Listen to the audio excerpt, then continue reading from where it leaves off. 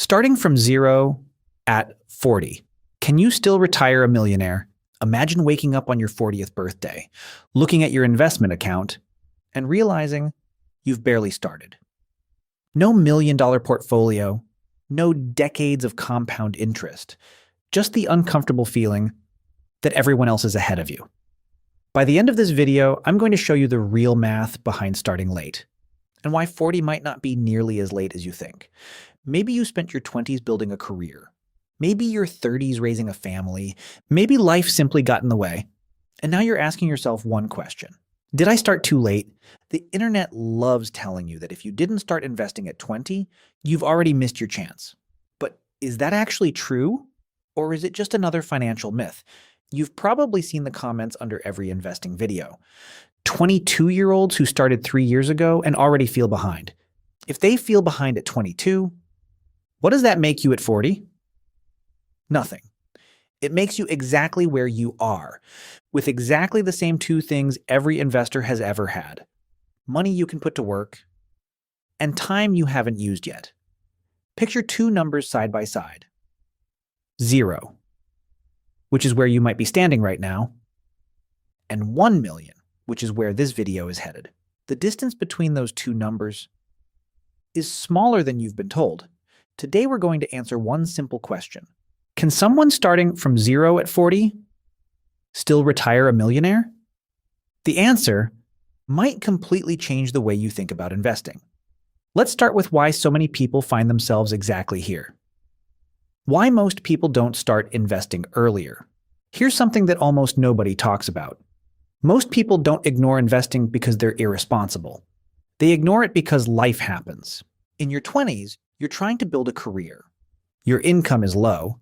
Your priorities are different: rent, student loans, just staying afloat. Then come your 30s.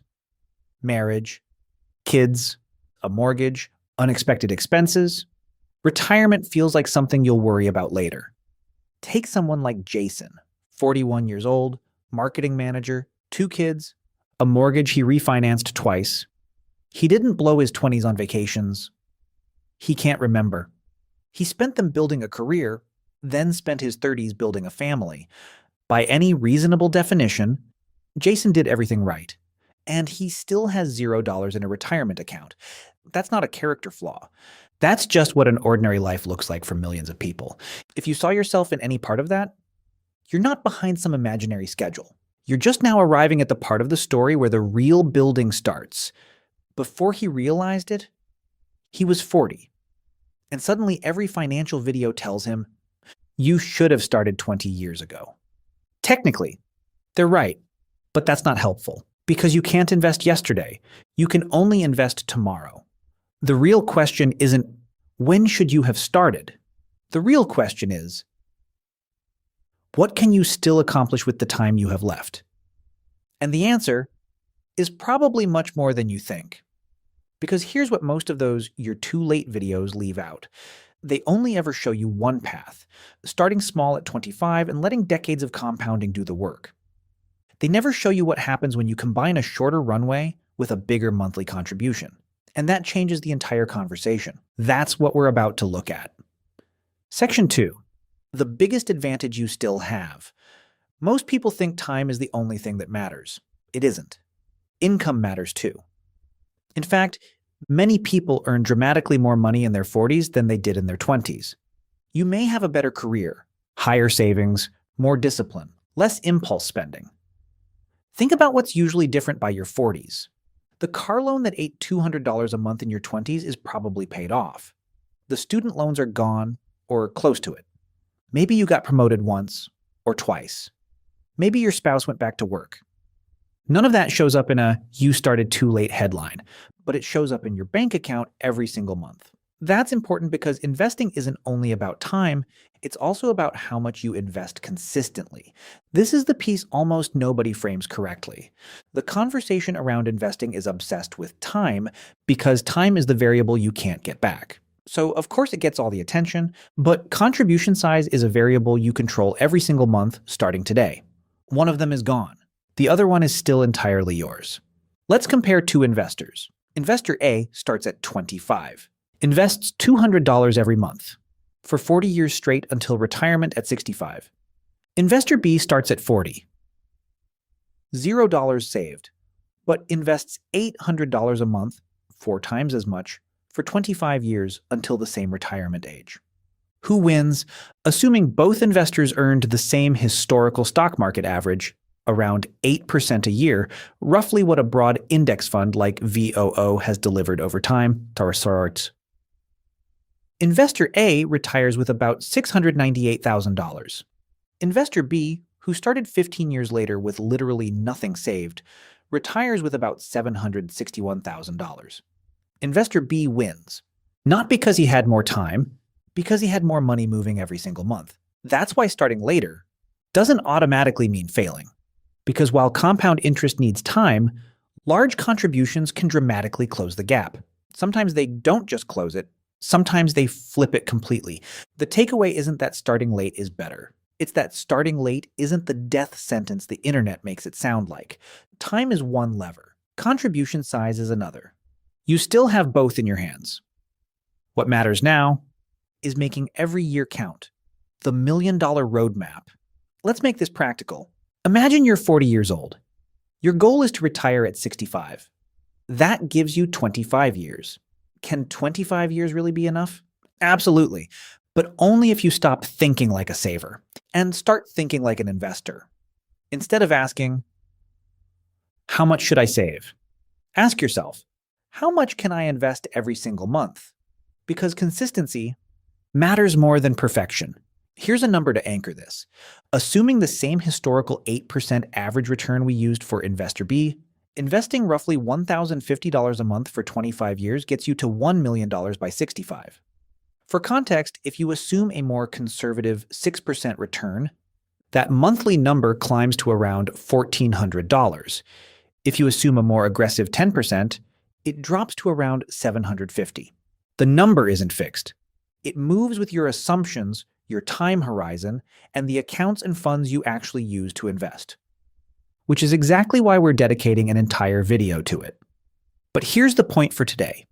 $1,050 a month sounds like a lot, until you remember Investor B was already investing $800. The gap between not quite there and millionaire by 65 isn't some impossible leap. For a lot of people starting at 40, it's closer than they think. And here's what that $1 million actually buys you. Using a commonly cited rule of thumb, withdrawing about 4% a year in retirement, $1 million translates into roughly $40,000 a year, on top of whatever Social Security you're eligible for. That's not private jet money. But paired with a paid-off house and a modest lifestyle, for a lot of people, that's the difference between working until you physically can't anymore and choosing when to stop. And once your portfolio starts growing, your investments begin working alongside you. Eventually, they work harder than you do. That's the part most people underestimate. In the first few years, almost all the growth comes from what you put in. But somewhere around year 15 or 16, the math flips. The market's own returns start contributing more than your own contributions do. You stop pushing the snowball. It starts pulling you. The biggest mistake late investors make. Ironically, people who start late often make the same mistake. They panic. They believe they need to catch up immediately. So they chase meme stocks, crypto hype, options, day trading, anything promising fast money. Every few years, a new version of the same story shows up. A stock, a coin, a strategy that can't lose. The name changes. The pattern doesn't. You've seen it happen. Someone hears about a coworker who tripled their money in a meme stock, or a cousin who bought some coin at the right time and quit his job. And suddenly the 25-year plan feels too slow, too boring. Why wait a quarter of a century when someone online just did it in 6 months? Here's why that backfires. When you're behind, every guaranteed 10x opportunity feels like the shortcut you need. But the investors who actually recover the fastest aren't the ones swinging for home runs. They're the ones who accept a boring, repeatable process. Because a boring process you can stick with for 25 years beats an exciting one you abandon after 18 months. But trying to make up for lost time usually makes you lose even more time. The solution isn't taking more risk, it's becoming more consistent. History has shown that disciplined investing beats emotional investing. Again and again and again. Think about it this way. If investor B from a few minutes ago had panicked in year 3 and gone all in on a single volatile stock hoping to catch up faster, and that stock had a bad 5 years, which happens constantly, he wouldn't have closed the gap. He'd have widened it. The $800 a month only works because it stays invested, month after month, without drama. What I would do if I were starting today, at 40. If I were starting from zero today, this would be my focus. First, build an emergency fund. 3 to 6 months of expenses sitting somewhere safe and boring. Not invested, not at risk. This is what keeps you from selling your investments in a panic the first time life throws something at you. Second, invest automatically every month. Not when I have extra. Not after this expense clears. Automatically the same week your paycheck lands, before you have a chance to talk yourself out of it. And every time you get a raise, increase that automatic amount before your lifestyle catches up to it. It sounds small. Over 25 years, it's the difference between investing $800 a month and investing $1,500 without ever feeling like you sacrificed anything. That single habit, investing the raise instead of spending it, is one of the fastest ways to turn a higher 40-something income into real momentum. Third, buy diversified ETFs. Something broad, the same kind of fund we talked about in the last video. One ticker, hundreds of companies.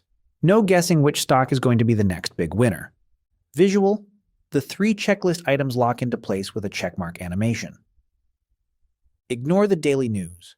Ignore predictions. Ignore market noise. Then repeat that process every month for the next 25 years. Would I become rich overnight? No. Would I give myself an incredible chance of becoming financially independent? Absolutely. Because wealth isn't built in spectacular moments. It's built through ordinary decisions, repeated consistently. Recap. If you're 40 or even 50, you're not too late. You're only too late if you convince yourself there's no point in starting. The best time to invest may have been 20 years ago. The second best time is today. And in our next video, we're going to answer another question that almost every investor asks. How much money do you actually need to invest every month to retire a millionaire? We'll break it down by age, by starting balance, and by how aggressive or conservative you want to be. The full number, not just the example we used today. So if today's video answered, "Can I still do this?" the next one answers exactly how. Together, they're the 2 questions almost every investor starting later in life actually needs answered. Because once you know the number, the goal becomes much more achievable. Until then, keep investing. Keep learning. 40 isn't the finish line the internet wants you to believe it is. For a lot of people, it's closer to the starting gun. And remember, a little wealth built consistently can become financial freedom.